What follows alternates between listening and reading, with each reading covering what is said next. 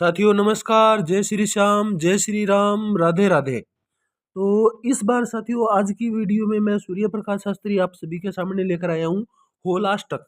होलाष्टक क्या होता है, इस होलाष्टक के बारे में आज आप सभी के सामने मैं पूरी जानकारी लेकर आया हूँ। होलाष्टक क्या होता है, इस होलाष्टक के पीछे कारण क्या है, अशुभ क्यों माना जाता है, इस होलाष्टक में क्या चीज करनी चाहिए, क्या चीज नहीं करनी चाहिए, सारी चीजों का शुरू से लेकर लास्ट तक मैं आपको बताऊंगा।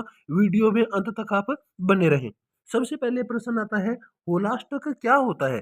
तो होलाष्टक होली से 8 दिन पहले किसी भी शुभ काम का निषेध माना जाता है। जब होलाष्टक लगता है तो उसमें होली से 8 दिन पहले कोई भी शुभ काम जो है वो होना निषेध हो जाता है, मना हो जाता है। इन 8 दिनों में कोई भी शुभ काम नहीं किया जाता। पहला प्रश्न हो गया। अब दूसरा आता है होलाष्टक अशुभ क्यों होता है। अब मैंने बता दिया होलाष्टक अशुभ होता है, शुभ काम नहीं होते। तो इसके पीछे क्या कारण है, अशुभ क्यों होता है। तो इसके पीछे देखो कई कारण बताए गए हैं, जिनमें से एक दो जो जरूरी कारण है वो मैं आप सभी के सामने लेकर आया हूँ।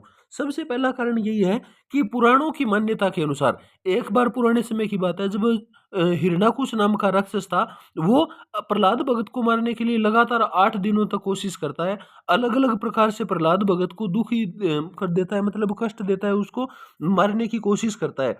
इसी कारण से क्या होता है, होली से 8 दिन पहले के जो दिन होते हैं, 8 दिन, उन 8 दिनों में बहुत ही ज्यादा कष्ट दिया गया था प्रहलाद भगत को, बहुत ज्यादा यातनाएं दी गई थी। इन्हीं कारण 8 दिन पहले होलाष्टक लगता है। ठीक है भाई।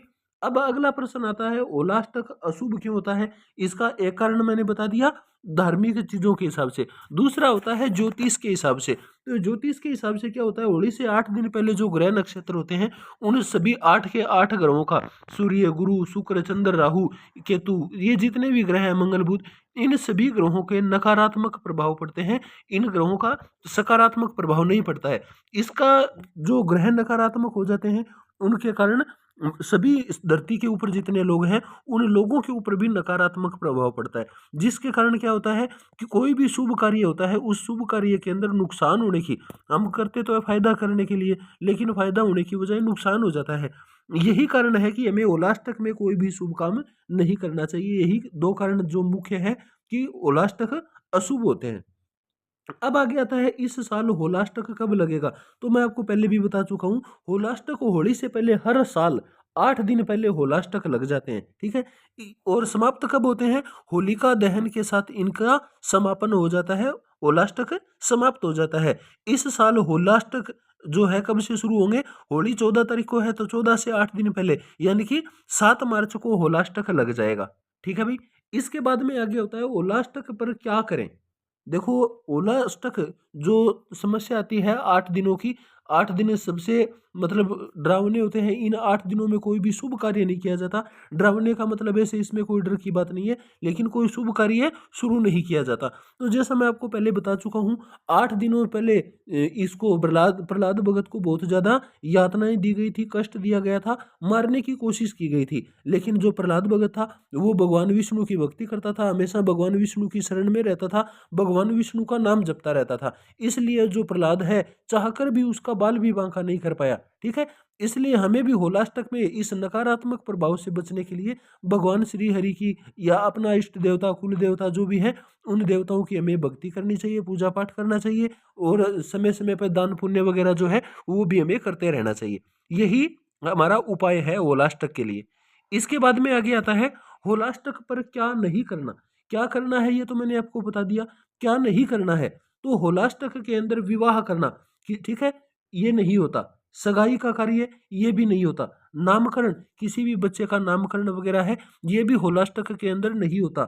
मुंडन, किसी छोटे बच्चे का मुंडन करवाया जाता है, वो भी नहीं होता। गृह प्रवेश, गृह प्रवेश, ये तो सारे के सारे जो मांगलिक कार्य है, शुभ कार्य, ये तो करने ही नहीं होते, बिल्कुल मना कर किया हुआ है।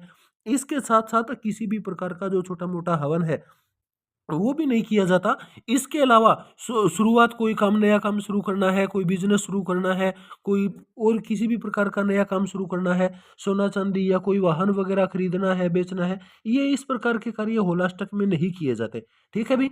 नया मकान बनाना, किसी भी प्रकार की चल अचल संपत्ति, जैसे मान लो ये ऊपर मैंने बता ही चुका हूँ, कोई मोटर गाड़ी वगैरह खरीदनी हो, कोई मकान बनाना है, कोई नींव धरनी है, इस प्रकार के जो कार्य है होलाष्टक में नहीं किए जाते। क्यों नहीं किए जाते ये भी मैं आपको पहले बता चुका हूँ।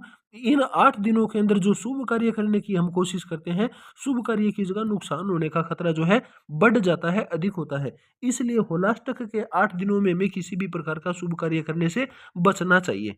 ठीक है भाई, तो ये था होलाष्टक के बारे में सारी की सारी जानकारी। आशा करता हूँ आपको अच्छी प्रकार से समझ में आ गई होगी।